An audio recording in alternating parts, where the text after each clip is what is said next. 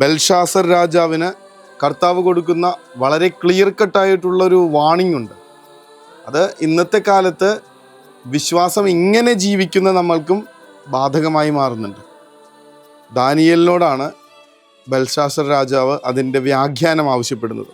എന്നിട്ട് പറയും, അതിൻ്റെ വ്യാഖ്യാനം പറഞ്ഞു തന്നാൽ നിനക്ക് കാരാഗ്രഹത്തിൽ നിന്ന് മോചനം, എല്ലാ സമ്മാനങ്ങളും തന്ന് നിനക്ക് ആടയാഭരണങ്ങളും പദവിയും നൽകി നിന്നെ രാജ്യത്തിലെ 3ാമത്തെ ആളായിട്ട് നിയമിക്കാം.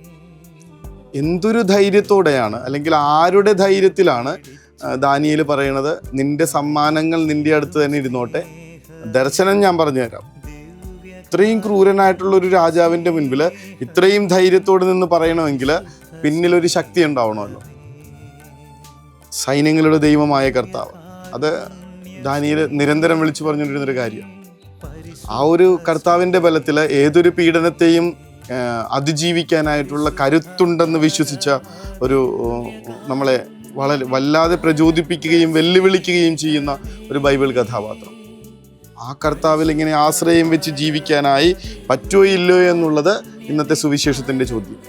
ബെൽഷാസർ രാജാവ് കണ്ട ദർശനത്തിലെ സ്വർഗത്തിൻ്റെ വാണിങ് ഇതായിരുന്നു: മെനെ മെനെ തെഖേൽ പാർസീൻ.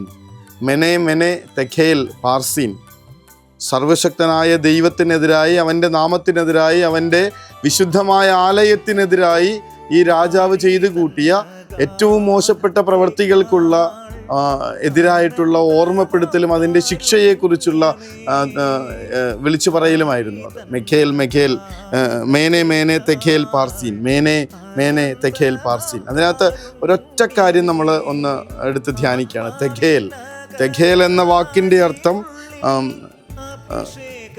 ദാനിയേൽ പറഞ്ഞു കൊടുക്കുന്നത് ഇപ്രകാരമാണ്: നിന്നെ തുലാസിൽ തൂക്കി കുറവുള്ളവനായി ഞാൻ കണ്ടിരിക്കുന്നു. നിന്നെ തുലാസിൽ തൂക്കി കുറവുള്ളവനായി ഞാൻ കണ്ടിരിക്കുന്നു. അവസാനം പേരസ്. പേരസ് എന്നുള്ള ആ വാക്കിൻ്റെ അർത്ഥം നിന്റെ രാജ്യം വിഭജിച്ച് മേദിയക്കാർക്കും പേർഷ്യക്കാർക്കും നൽകിയിരിക്കുന്നു. നിന്നെ തുലാസിൽ തൂക്കി നിനക്ക് കുറവുള്ളവനായി കണ്ടിരിക്കുന്നത് കൊണ്ട് നിന്റെ രാജ്യം ഞാനെടുത്ത് മറ്റുള്ള രാജ്യക്കാർക്ക് കൊടുക്കും.